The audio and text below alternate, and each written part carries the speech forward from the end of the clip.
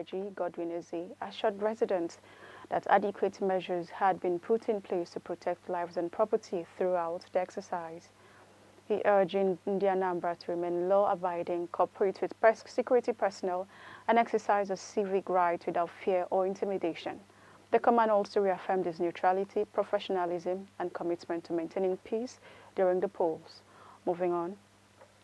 Nigerian-born researcher Babatunde Sosoye has recorded a major breakthrough in sustainable transportation with his pioneering work on wireless charging technology and advanced battery management systems for electric vehicles, EVs.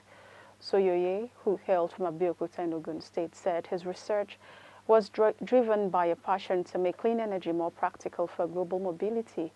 At Tennessee Tech University in the United States, where he completed a master's in electrical and computer engineering, Soyoye tackled one of the biggest hurdles to EV adoption, which is charging efficiency.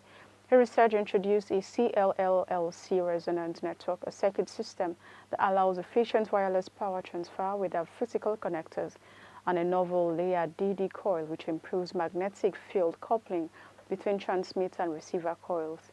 According to Soyoye, these innovations could significantly cut EV charging times and make the process more convenient for users, ultimately encouraging wide adoption of electric mobility. His work has been widely recognized in the global engineering community, with multiple papers published in IEEE journals and presentations at leading platforms such as the IEEE Power and Energy Society and the IEEE Photovoltaic Specialists Conference. Soyoye, who earned his first degree in electrical and electronics engineering from Obafemi Awolowo University, Ile-Ife, believes his research can help address one of the greatest obstacles to EV growth: charging infrastructure. Moving on, 12 Nigerian men rescued from forced labor in the Central African Republic have returned home with shocking accounts of exploitation, including allegations of sexual assault by their Chinese employers. The workers whose plea for help went viral 3 weeks ago were received in Abuja on Friday by the chairman and CEO of the Nigerians in Diaspora Commission, NIDCOM, Abike Dabiri-Erewa. Speaking on behalf of the group, their leader, Igorigo Freeborn, said they endured nearly 2 years of hardship working without pay while being subjected to abuse. Expressed gratitude to the Nigerian government for intervening swiftly, saying, "I used to think nothing good could come out of Nigeria, but we were so happy to receive help and succor from our own country."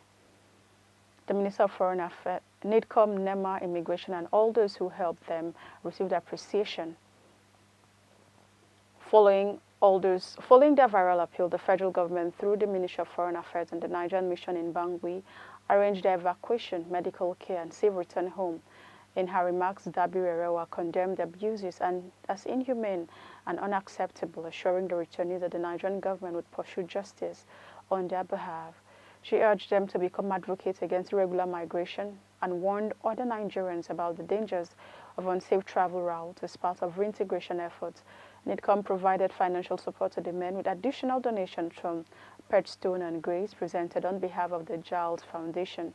The rescued workers include Igorigo Freeborn, Rotimi Kupolui, Adjosi Julius, Ode Collins, Anifawo Sheikh Yekini, Akubo Oluwaseun, Olayemi Peter Dewali, Stephen Ebelo Tikli, Samuel Ojeo Chemini, Ali Joel Mohammed Oneku Bala, and Yusuf Bamei. NIDCOM had pledged to work with relevant agencies to ensure the alleged perpetrators are held accountable. In another news, energy expert Olujimi Kayode Sote has urged African nations to embrace smarter and more inclusive redevelopment of mature oil fields, stressing that the approach could unlock vast underutilized energy potential while aligning with global sustainability goals.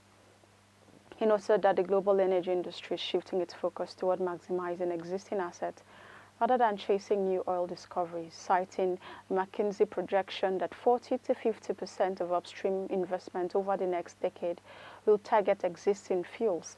Kayode Sote said the trend fits Nigeria's ambition to boost daily oil production beyond 2 million barrels by 2030.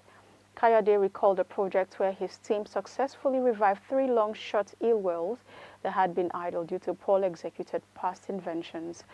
By applying diagnostic-driven techniques and tailoring operations to reservoir data, the wells resumed stable production within 6 months, delivering more than double the previous output while reducing intervention costs by 15%. According to him, brownfield redevelopment already accounts for nearly 65% of global oil production, yet Africa still holds significant potential because of historically low discovery rates in many reservoirs. He further stressed the role of digital innovation, particularly AI-driven tools for real-time monitoring and predictive analysis, in enhancing field performance. She emphasized African professionals who see energy not just as a commodity, but as a platform for human progress, are leaders who can connect operational excellence with long-term impact. Away from Africa now, Ukrainian President Volodymyr Zelensky will travel to Washington on Monday for a meeting with U.S. President Donald Trump to discuss efforts to end the killing and the war that he announced today. The visit comes shortly after Trump's summit with Russian President Vladimir Putin in Alaska, which ended without a ceasefire deal or major breakthrough in Moscow's more than 3-year invasion of Ukraine. Zelensky said he had a long and substantive conversation with Trump ahead of the meeting, beginning one-on-one before other European leaders join.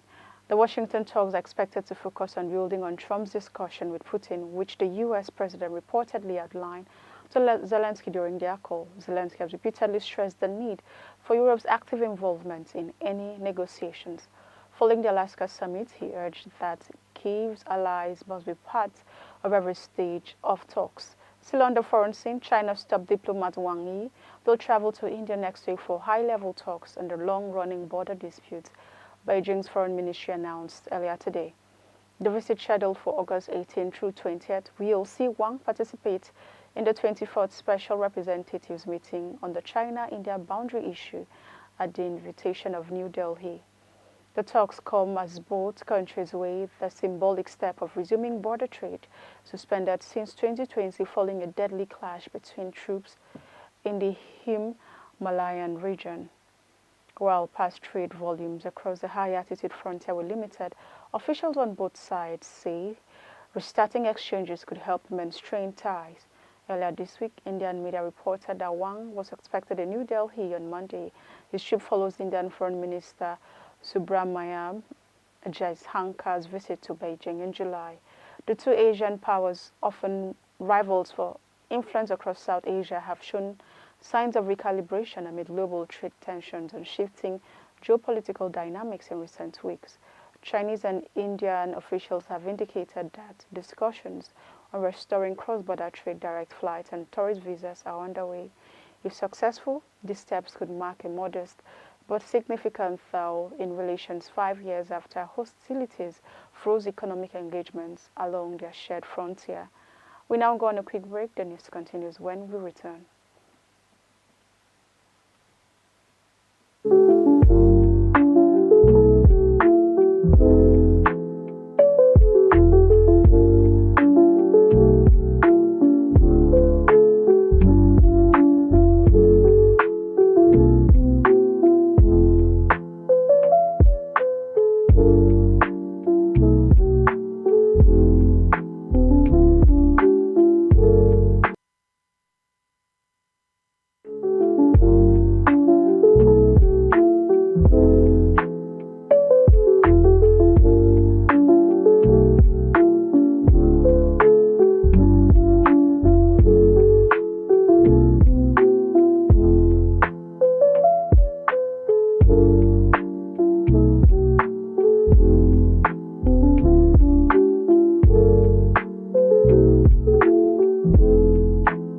Welcome back.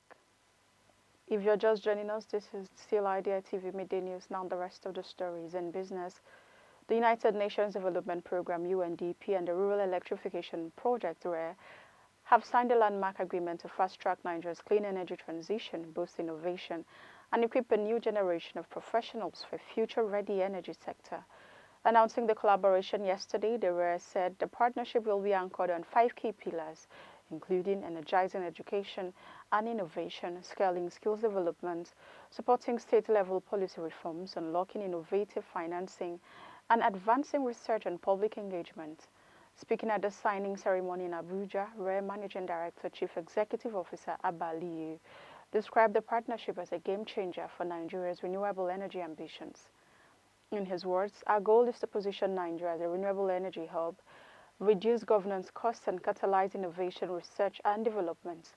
He further noted that practical strategies in local content, domestic manufacturing, and innovative finance would be crucial to expanding renewable energy access and sustainability. Aliyu added that the initiative would build on the federal government's existing scale-up programs while unlocking new opportunities in local content and manufacturing, thereby attracting sustainable investment into the sector.